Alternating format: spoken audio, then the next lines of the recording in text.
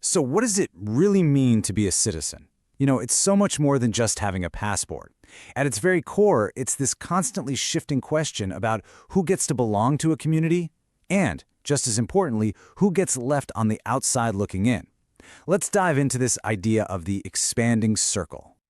It all boils down to this one question, doesn't it? Who belongs here? Sounds simple, right? But this is honestly one of the most complicated, most emotionally charged questions any group of people ever has to answer. It's how we define who gets to be part of the us. Okay, here's a great way to think about it. Picture a super crowded train. The people who are already inside, they've got their spot, they feel this weird sense of unity, right? But then the train stops and someone new, an outsider, tries to get on. Immediately, they're not just another passenger. They're seen as a threat to the very limited space. That us versus them feeling, it happens almost instantly. And look, this isn't just some abstract idea. This insider versus outsider feeling plays out in the real world all the time. When local communities start to feel like newcomers are taking up scarce resources, jobs, housing, whatever it may be, tensions just flare up. And that's when you start to see demands to shut the doors, leading to slogans just like Mumbai for Mumbaikars. So if that kind of exclusion is the problem, what's the solution? Well, the democratic ideal is this concept of citizenship, this big promise of full and equal membership for everyone inside the community.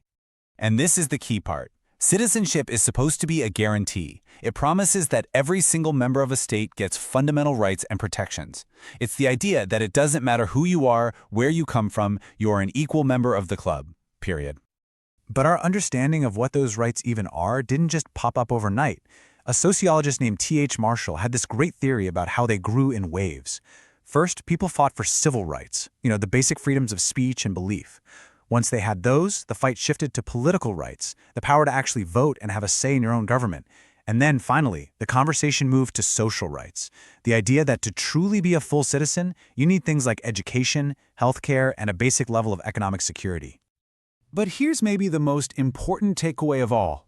This circle of rights, it didn't just expand on its own. It wasn't handed down by kind leaders. Nope. Every single time that circle got bigger, it was because groups who were left outside fought like hell to get in. And you can see this story of struggle throughout history. Think about it. The French Revolution, where common people demanded rights from the king. Or the Civil Rights Movement in the US, fighting against deep-seated racial injustice. And of course, the decades-long battle to finally end apartheid in South Africa. The story of citizenship is a story of protest. Let's just zoom in on one of those for a second. In the 1950s, segregation laws in the American South literally created two different kinds of citizens. They wrote it into law. It was a system where black citizens were denied the same rights, the same schools, the same opportunities. A total violation of that ideal of equal membership. And Martin Luther King Jr. had such a powerful way of describing it. He didn't just say segregation was unfair. He called it social leprosy.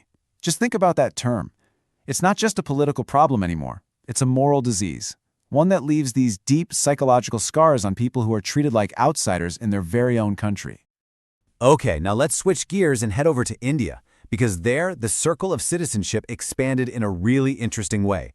It wasn't just through protests in the streets, but through some incredibly bold decisions by the courts that basically breathed new life into the Constitution. This all comes to a head in a landmark case from 1985. An activist named Olga Tellis took a case to the Supreme Court. It was on behalf of slum dwellers who are being evicted from the pavements in Bombay. And their argument was revolutionary. They said, you can't just kick us out, because in doing so, you're violating our most fundamental rights as citizens. Now this is where things get really cool. The Supreme Court made this incredible connection. See, the Indian Constitution guarantees the right to life. But the court basically asked, what good is a right to life if you don't have the means to live? And in a landmark ruling, they declared that the right to life must also include the right to livelihood.